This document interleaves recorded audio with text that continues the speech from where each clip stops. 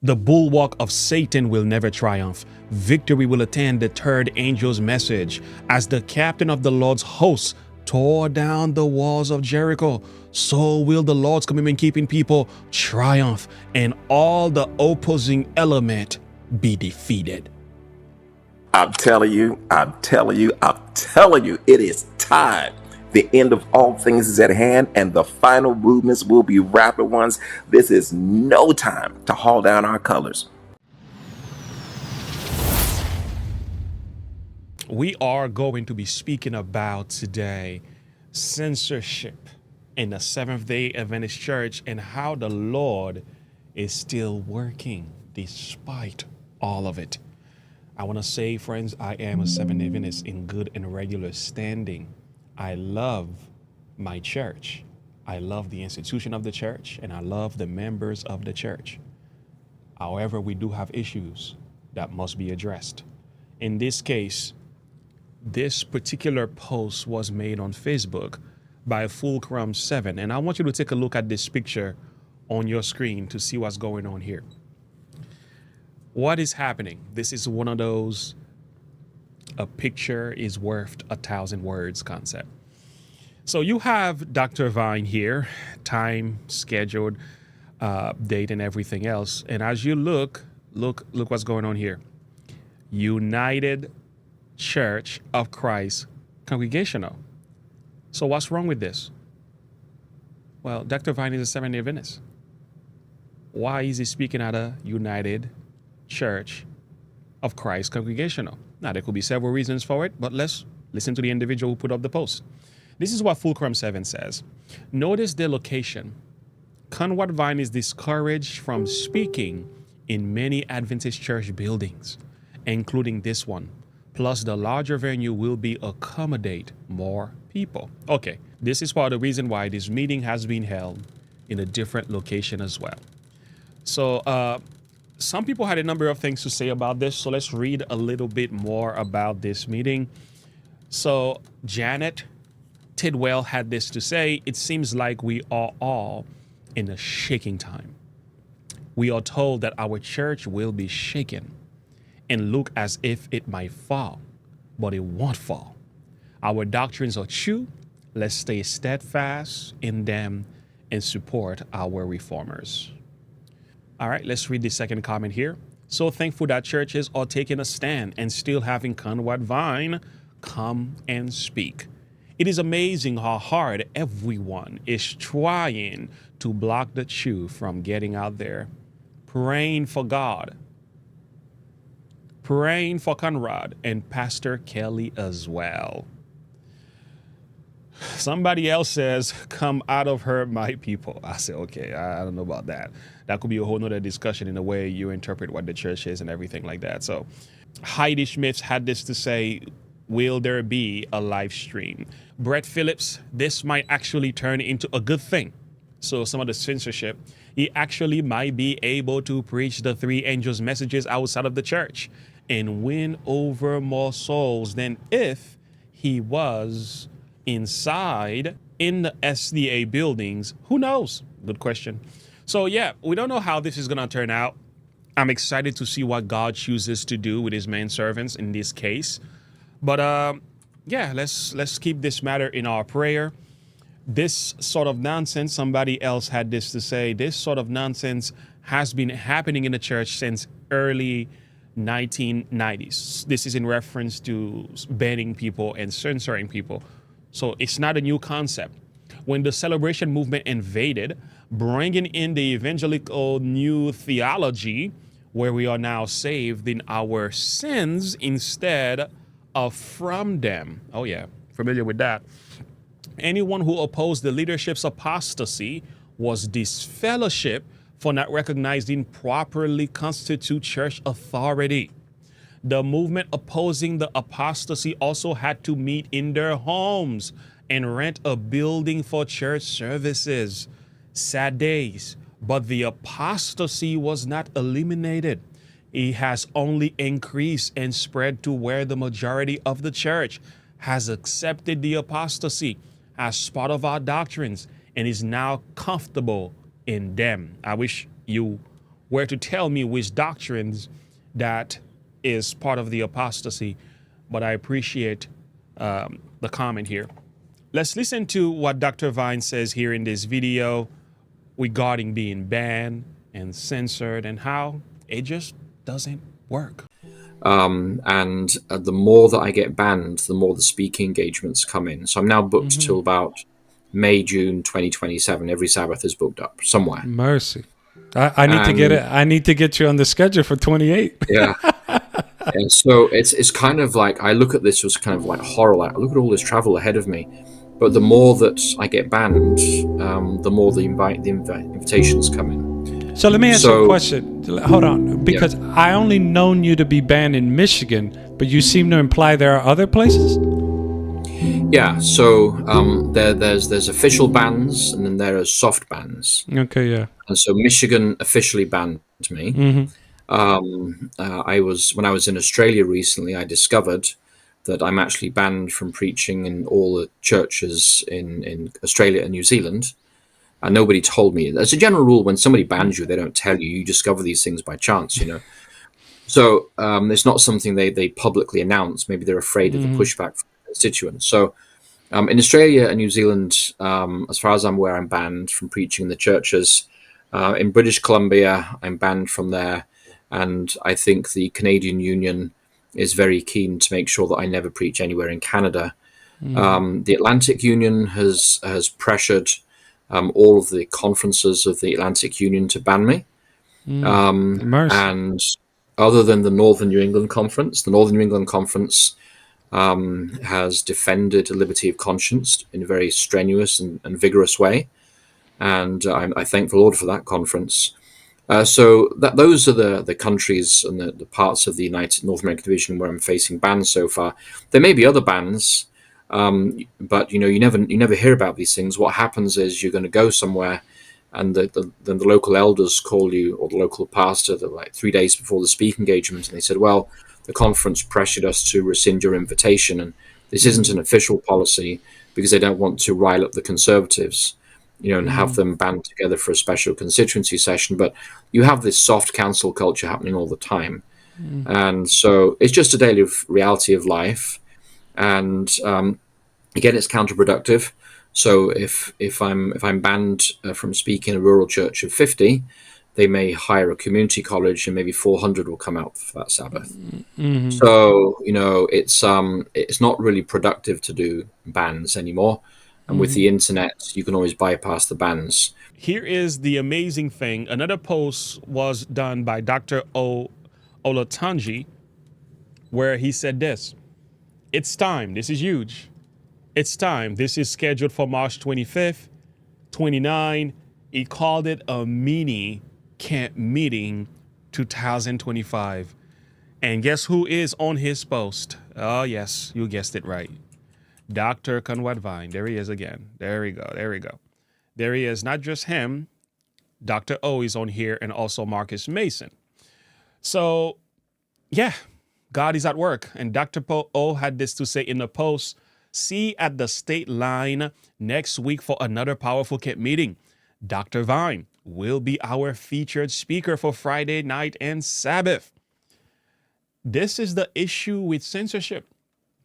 It only opens more doors for people to welcome and host these individuals. I had suggested before, it's best you take them under your wings and you counsel them in the error than to shut their mouths, because all that does, it creates more sympathizers. I will say I was not so much a fan of Dr. Vine. The censorship has created a love in my heart for him. So how many more people have experienced a similar thing? First, I want you to hear what Dr. O says here in that recent podcast on Mark Combo Ministries last Friday, where they were addressing this issue and how he spoke about the bureaucracy in our church, which is an unfortunate reality. The bureaucracy as part of the institution of the church, as far as I'm concerned, who are shutting the doors to the truth. And what he said is that God will continue to open doors and use social media to get the word to the people. That's where we're at right now. God is setting up shepherds over his people through social media. The bureaucracy that forbids certain people from being in certain places are being bypassed now to where people can come on social media and get the same thing, and you can even reach even more. When you say True. bureaucracy, when you just kind of tilted a little bit there, the stone that might open something else up. When you say the bureaucracy that blocks others from being able to do certain things, what are you saying? What do you mean by the bureaucracy? You know, cancel culture. Well, this pastor can't come to your church. And it's not, and these things are good in their place. You should Mm. have, but you should have limits on who can come. If they're not preaching the truth, that's You talking one about thing. guardrails? So Guardrails. yeah, you should have guardrails. But what's happening is that you got people that should not be banned from speaking in our pulpits. They may be speaking truth to power, but what happens is that's just the way it is. And there are those who should be banned or censored or just shouldn't be speaking before the people because they're presenting false principles. These people need to be banned. But what's happening is we see it backwards. But what's Mm. happening is that there is a thing called truth suppression, to Mm-hmm. where Satan is seeking to suppress the truth. And so what's happening is that God created social media 10 years ago for the purpose of bypassing all these bureaucracies to where we can reach many more people. I mean, right now I'm going to be speaking in Connecticut tomorrow to about maybe 200 people.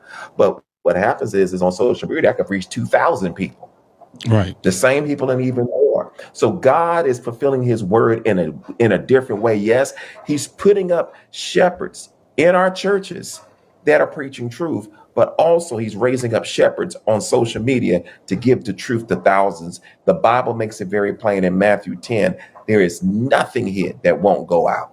So people try to hide the truth from coming to the people, it's going to get out. Now, I got another video from Dr. Vine where he's speaking about this, but quickly, I want to share something with you. There are some individuals in the scripture that are worth our time, especially in the days in which we live.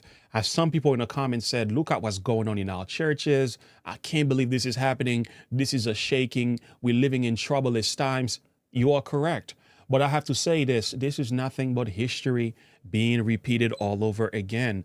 None of these things are actually new. There are some characters in the New Testament oftentimes we don't pay attention to, especially in the light of the Pauline letters. We oftentimes will overlook these people. At least I can say I do. We read about them, we say, we're just going to move on. But if you actually pay attention to some of these men, you will realize a lot of the issues that we are now facing with cancel culture, things that are happening in the church that you and I do not agree with, and certain things that may be happening to you on a personal level. If you were to study these characters, you'll realize really there's nothing new under the sun. Ecclesiastes chapter 1, verse 9. So there's a character named Gaius in the Bible. There is Erastus and Quartus. The Bible speaks about Gaius in the book of 3rd John. And also there's another character parallel to Gaius is Diotrephes. Now, the thing about these individuals, these two men, I want to highlight them today. You're going to see a clear contradiction and opposition as far as character is concerned when it comes to these two men. So let's get the backdrop. Paul is doing the work for the Lord. There are ministers who approve and disapprove. There are some who are assisting and there are some who are getting in the way. So what you're finding out in this story of Diotrephes is what I will say an opposition to the truth. But first, look at his behavior. I wrote unto the church, but Diotrephes, who loveth to be the preeminence among them, received us not.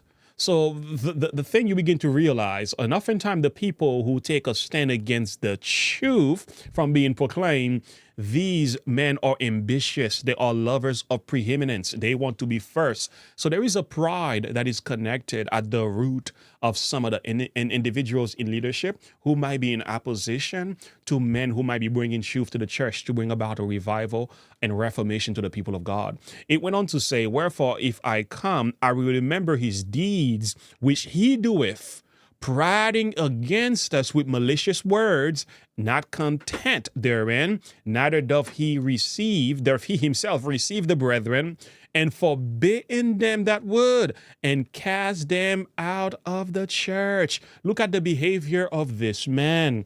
Not only was he prating against the apostle Paul with malicious words, so this was blackballing people, blackmailing people. This was for the purpose, you cannot bring this individual to your church. He is an apostle apostate, a heretic, is trying to destroy the church. This is not a new concept. It's been going on. And not only so, we are told, not contending with them, neither does he receive the brethren. So he not only was he in opposition to the apostle Paul, but anybody else who was connected with Paul, he took an issue with. Third, forbidding them that they would and cast them out of the church. Look at the behavior.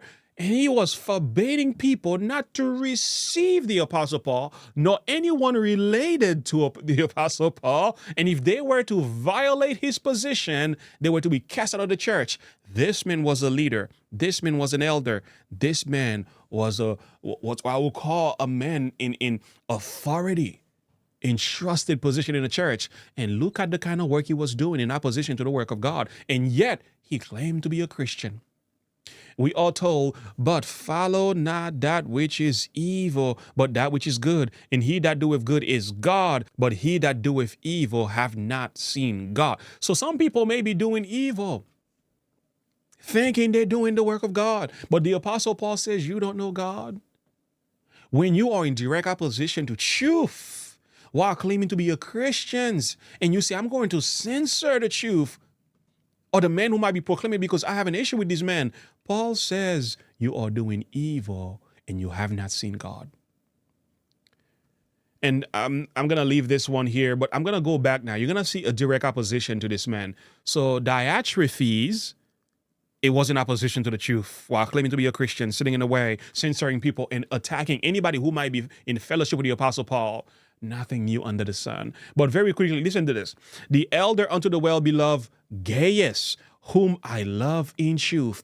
Beloved, I wish above all things that thou mayest prosper and be in health, even as thy soul prospereth. We oftentimes read this text talking about health message, which is correct, but it is built on the backdrop of Gaius, beloved servants, a hospitality. We are told, for I rejoice greatly when the brethren came and testify of the truth that is in thee, even as thou walkest in the truth. I have no greater joy to hear that my children walk in the truth. What is the word that stands out to you here over and over again? The truth, and the truth. Gaius loved the truth. He received the brethren. He ministers to them. And friends, there is something to be said about men of God today who are behaving like Gaius, who are saying we love the truth. They're saying we love the truth. These are your modern day Gaius, friends. Here goes one of them. And it's not just him, but other places that are opening the doors for the truth to be proclaimed. It's one thing you are hosting a heretic, a apostate who's trying to divide God's church. That's not the case here. And I do not believe Dr. Vine is one of those men. But when you got men who are standing for the truth, like Dr. O, and many others are doing the same, friends, these are the modern day Gaius, and they want to see God's children walk in the truth. God bless these ministries. And I mean that. Okay, having said that, let me close this video with Dr. O and share your thought and perspective with me at the end of this one. I'm telling you, it is time. The end of all things is at hand, and the final movements will be rapid ones. This is no time to haul down our colors. As trials are thickening around us, the spirit of prophecy says that separation and unity will be seen in our ranks. But we're not of those that are going to leave the faith and go to the losing side. We're going to be at the winning side. And to prepare you for this event, we at the State Line Seventh-day Adventist Church is opening our doors next week from Wednesday, March 27th to Sabbath, March 29th for our mini camp meeting 2025. And our featured speaker is none other than Dr. Conrad Vine. We have Pastor Marcus Mason who will be leading out, and I'm the host pastor. And then on Friday night and on all day Sabbath, brothers and sisters, we have Dr. Conrad Vine, who has not been banned from State Line. Hallelujah. And because he has not been banned by God, we're going to bring him here and we're going to talk about it's time. It's time. The end is here and we must get the message out. 7 p.m. Wednesday, Thursday, and Friday night, and then all day on Sabbath. And we'll be having a special literature distribution on Sunday, the 30th in Huntsville, Alabama. Brothers and sisters, we want you to come to the State Line Seventh-day Adventist Church home for the straight testimony. And I'm looking forward to seeing you at State Line next week. Come one, come all. You can get hotel accommodations in the Huntsville metropolitan area. You can fly into Huntsville International or Nashville International Airport, and fellowship lunch will be served. We ask that you can come on, come one, come all, and receive a powerful worship experience. Until next time, may God truly and richly bless you.